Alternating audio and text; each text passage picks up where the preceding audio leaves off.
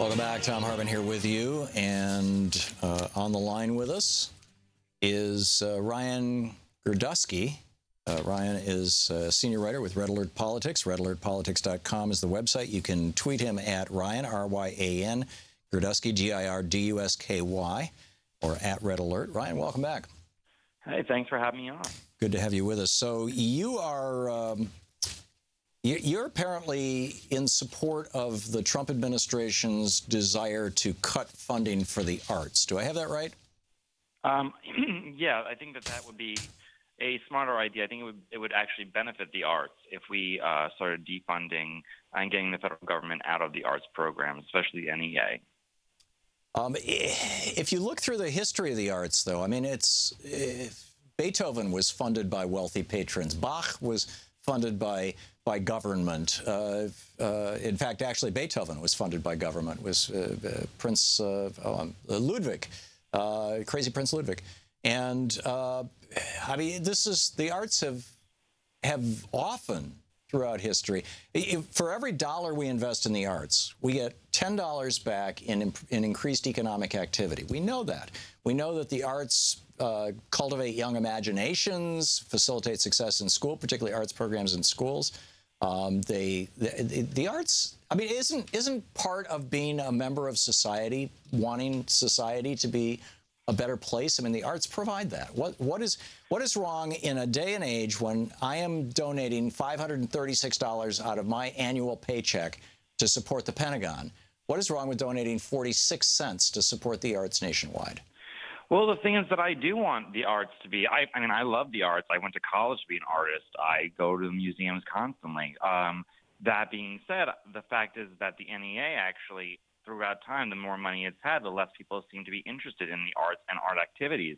In 1992, 41% of American adults attended a quote-unquote art activity, according to the NEA. And in 2012, that was just 33%. Oh, yeah. In large part, that's because of the Reagan cuts to the arts. You know, art programs aren't being taught in schools anymore. No, you're wrong. 1992 to 2012, long after Reagan. Okay. In 1992 to 2012, those 20-year period, arts dropped by almost double digits. Right. And funding at the federal level went up or down? It had to have gone up. I mean, it's through the Clinton and Obama administration. Are you sure it's gone up in inflation-adjusted dollars? I would be very surprised, frankly. You've had Republicans, you know, outside of about 4 years out of the last 20, you've had Republicans in charge of one branch of Congress or the other. I can't see them raising these. But you know, to the larger issue here, that doesn't, you know, that may be the success of the program, but you know, again, I don't want to operate inside that frame because I don't know if your statistics are right. What I do know is that it's 46 cents. That's the NEA. I'm giving the NEA statistics, what the NEA is reporting in itself. And through their own reporting, it's showing the fact that arts attendance is going down, despite them spending billions of dollars to provide and promote the arts. And I mean, the arts funding at this point has become welfare for, you know, rich white people. Most theater companies, most projects that are having as far as art exhibits, most of them go into wealthier areas. But those are not typically the things that are supported. Those are not typically the things that are supported by the NEA. But let's assume for a moment that they are. If we're providing welfare to rich people, and you're a Republican, Ryan Girdusky, why are you not taking the position that if we make it easier, if we make life easier on rich people so they don't have to pay to go to the opera or to the theater, that they're going to use that money to create jobs? After all, they're the job creators, aren't they? But they're not, I mean... Shouldn't we be supporting these rich people? I mean, they write... Isn't that the core belief of your party? That's not... No, because their argument doesn't make any sense. I know it doesn't. You know, your position doesn't make any sense. No, people overwhelmingly contribute to art. I mean, the Koch brothers, there wouldn't be a New York Symphony without the Koch brothers. There wouldn't be half of the arts programs in Manhattan without billionaires like the Koch brothers. Well, maybe or maybe not, Ryan. I mean, you're saying if you take away government funding, something's going to fill it in. I would say if you take away Koch funding, something's going to fill it in. If you go to New York on almost any art exhibit and most major art areas, the word Koch brothers is around somewhere along the lines as major patrons of the arts. Sure. I mean, it was. Yeah, it David was Koch is John very Waters concerned who about said, his reputation and about the future of the arts. I'm just saying the Koch brothers give millions to the arts every single year. So the position you're taking, Ryan, let me get this straight. The position you're taking is that if we're going to have nice stuff in our world, that stuff should either be behind a paywall because we don't want to subsidize rich white people. So it should be, so those rich white people should have to pay for it, which means that we're going to block out all the poor people. So poor people shouldn't have access to the arts. To hell with them. Or actually, I don't see a B. I don't see a binary choice here. No, you're not, because you're not listening whatsoever. In fact, there was John Waters, the famous film director who made underground art films. In his 2016 RISD college speech, he sat there over and over again. It is the rich people who fund art. Don't attack wealthy people. They're the one making my projects happen. I think that. And oftentimes, many rich people make those art projects happen, one, with the expectation that there will be a loss and that they're doing it for the sake of No, they're art. doing it as investments. People buy Andy Warhol's art as an investment. Come on. Most art projects are literally tax write-offs. They're not successful. Most of them are not financially successful. It's a gamble.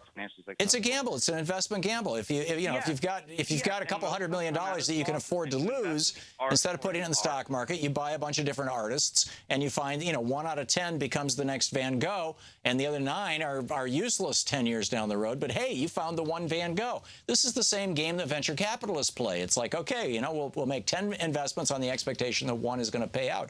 But what does that have to do with funding arts programs in our elementary schools, in our high schools, in our colleges, in our public areas? Well, the NEA doesn't fund our programs in our high schools and our elementary schools. Most of that comes through the education program and the Department of Education, not through the NEA.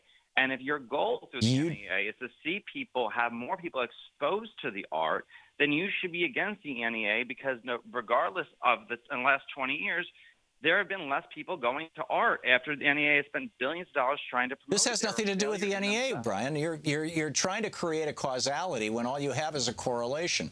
You have no evidence whatsoever that the existence of the NEA is causing fewer people to attend art events. Well, obviously, it's not helping it. If it was, I would say what's probably not helping it is the fact that we're suffering after 35 years of Reaganomics. We've gone from the average family being able to be supported by 1 person working 40 hours a week to now where the average person requires two people in the family working an average of 70 hours a week. They don't have time to go to the arts. If you want to deal with the problem of people not using the things that are available, start looking at Reaganomics. Start looking at Reagan's giant tax cuts, 74% down to 25% for the top tax rate for billionaires. It gave them a lot more money that they could use to fund hospitals or fund, art events, as it were. But it also basically, screwed the middle class. And so now the middle class is working harder, working longer, and doesn't have time to participate in the arts. It's all Reagan's fault, Ryan. If you ask any artist who makes the art happen, a rich person with a big paycheck or the government, it's almost always a rich person. No, it depends on the artist you're talking to. There's very few artists who can actually find wealthy patrons.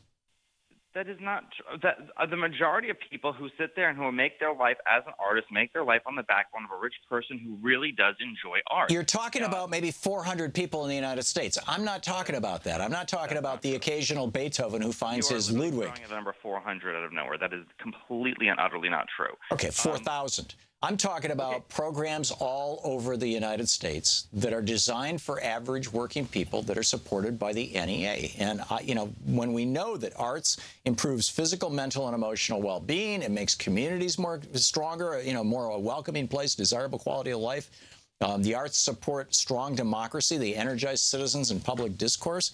The arts preserve culture and heritage. I mean, there's a lot of stuff that has to do with the arts. Listen, you don't have to sell the arts. I mean, I went to college to be an artist. I love art. I think art is fantastic.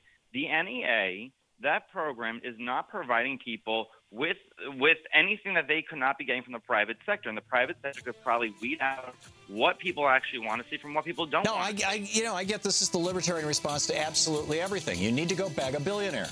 And if you're really nice and you kiss their butts a lot or some other anatomical part, if that billionaire is, making demands, then you might get your funding. But I disagree respectfully. Ryan Girdusky, senior writer with Red Alert Politics, redalertpolitics.com. You can tweet him at Ryan, RyanGirdusky. Thank you, Ryan. Thank you.